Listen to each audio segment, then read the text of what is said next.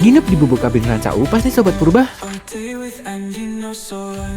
Halo Sobat Purba, cerita di Bandung lanjut lagi nih. Kita masuk hari kedua di Bandung. Selamat pagi Sobat Purba. Udara dingin masih kerasa, badan masih setengah sadar, tapi hati udah seneng duluan. Aku mau cerita soal staycation di Bubuk Kabin Ranca Upas. Dan iya, aku tuh udah lama banget pengen nginep di Bubuk Kabin. Entah Bubuk Kabin mana sebenarnya, yang penting Bubuk Kabin. Dan akhirnya kesampaian juga. Dan pas nyampe Ranca Upas, kalian pasti ngerti deh kenapa aku dari dulu tuh kepingin banget nginep di sini. Suasananya tuh nyaman banget, ala-ala glamping tapi masih rapi, tenang, dan juga nggak ribet. Di Bubuk Kabin ini pilihan kamarnya tuh macam-macam Sobat Purba. Ada yang biasa, ada yang gede buat keluarga, ada juga yang ada kamar mandinya di luar. Bahkan sampai ada yang pakai jacuzzi. Tinggal sesuaikan aja mau yang mana, tergantung kebutuhan dan juga isi dompet ya.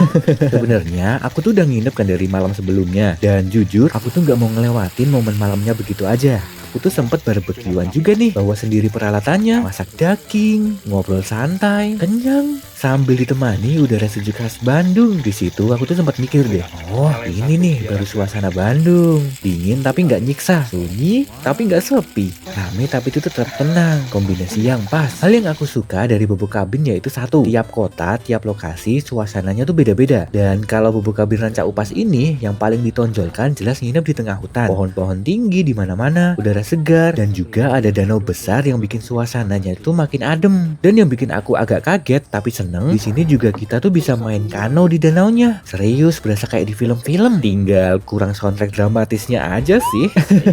Tenang Sobat Purba, walaupun kelihatan luas tapi tetap aman kok. Cuma ya tetap hati-hati ya, jangan sok jago juga. Soal fasilitas umum, Bubuk Kabin Ranca Upas ini tuh lengkap banget. Ada toilet di area luar, walaupun di luar tapi tetap bersih dan juga nyaman. Musolanya juga ada, jadi nggak perlu bingung nih soal ibadah. Semuanya tuh tertata rapi, nggak berasa kayak camping seadanya. Dan yang bikin aku senyum-senyum sendiri, ada banyak adik-adik menggemaskan di sekitar area. Iya, banyak kucing-kucing banyak gitu. Kadang nih pas lagi santai, ada aja yang lewat.